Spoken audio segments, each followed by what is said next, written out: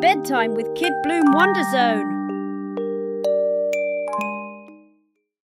Please click on the subscribe button to see more fun content from us.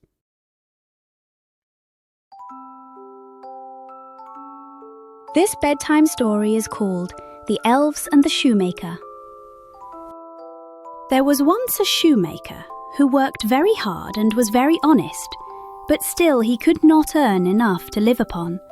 And at last all he had in the world was gone, save just leather enough to make one pair of shoes. He was ready to get up early the next day for work. He felt good about himself and was at peace with his problems. So he went to bed calmly, left his worries to a higher power, and quickly fell asleep. In the morning, after he finished his prayers, he sat down to work. To his surprise, he saw that the shoes were ready on the table. He did not know what to think about this strange occurrence. He examined the shoes and found that there was not one mistake in the entire work. Everything was so neat and precise that it looked like a masterpiece. The next day, a customer came in and liked a pair of shoes so much that he paid more than usual for them. With that money, the poor shoemaker bought enough leather to make 2 more pairs. That evening, he cut out the work and went to bed early so he could start again the next day. But when he woke up in the morning, the work was already done and ready for him. Buyers started coming in and paid him well for his goods. With his earnings, he bought enough leather for 4 more pairs of shoes. He cut out the work again overnight and found it finished by morning, just like before.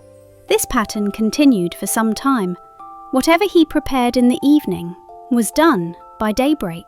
As a result, the man became successful and well off again. One evening, about Christmas time, as he and his wife were sitting over the fire chatting together, he said to her, "I would like to sit up and watch tonight, so we can see who it is that comes and does my work for me." The wife liked the idea, so they left a light on and hid in a corner of the room. At the stroke of midnight, 2 little elves quietly entered the room. They perched themselves on the shoemaker's bench, took all the cut-out pieces of work, and immediately began to work with their tiny fingers.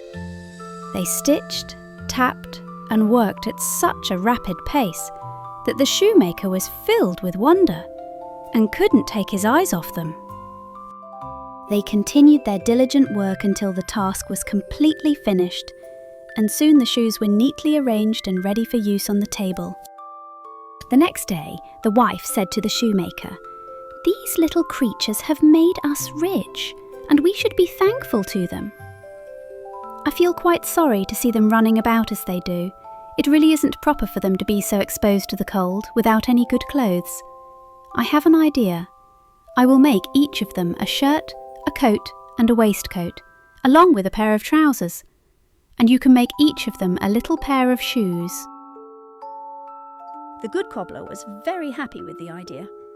One evening, when everything was ready, he and his partner put the items on the table instead of the work they usually cut out. Then they hid themselves to see what the little elves would do. At midnight, they arrived, dancing and skipping. They hopped around the room and then sat down to work, just like always. When they saw the clothes waiting for them, they laughed and seemed very happy. They quickly got dressed and danced happily, jumping around as joyfully as possible. Eventually, they danced out the door and across the green. The good couple saw them no more, but everything went well with them from that time forward, as long as they lived. The end.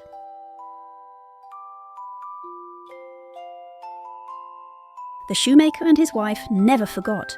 When kindness is given, kindness should be returned.